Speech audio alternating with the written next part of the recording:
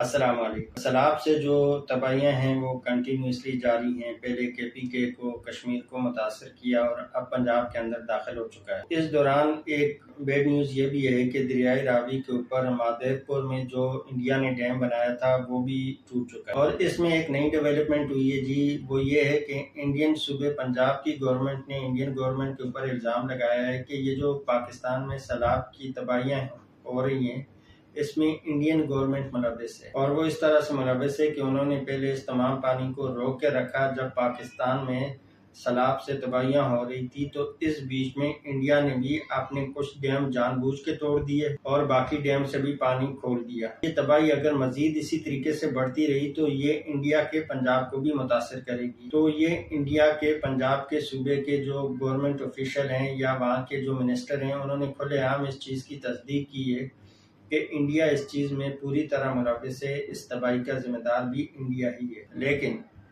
India इस तरीके का काम कर सकता है, ये पाकिस्तानी गवर्नमेंट के लोगों को भी पता होना चाहिए। उनको भी कोई इसके हवाले से कुछ ना कुछ प्लानिंग करनी चाहिए थी। प्लानिंग से याद आया कि हमारे एक डैम बाबा हुआ करते थे, चीफ जस्टिस जैसे ओहदे पे रहकर, इतने मोतबर इतने रिस्पेक्टेबल ओहदे पे रहकर उन्होंने जो अपने मुंह पे कालिक मली है वो शायद ही पाकिस्तान के किसी और चीफ जस्टिस के मुंह पे मली गई। वो इतना घटिया इंसान था कि उसने हर बंदे से ही फ्रॉड किया था। पाकिस्तान के गरीब से गरीब आदमी की जेब से भी उसने डैम फंड के नाम पे पैसे निकाले थे। वो लोगों से पैसे मांगता था, गुंडागर्दी, बदमाशी, ब्लैकमेलिंग। वो कुछ लोगों को अरेस्ट करवा के पैसे लेता था, किसी की प्रॉपर्टी पे कब्जा करके पैसे लेता था, किसी के बिजनेस के ऊपर कोई ना कोई एलिगेशन लगा के पैसे लेता था, एप्लीकेशन के जरिए पैसे लेता था, कंपनी से पैसे लेता था।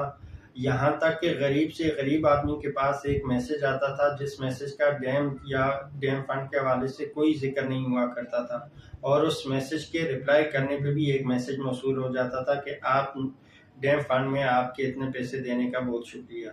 इस लेवल का फ्रॉड आदमी था वो। लेकिन उस डैम फंड जमा किए गए पैसों का क्या हुआ?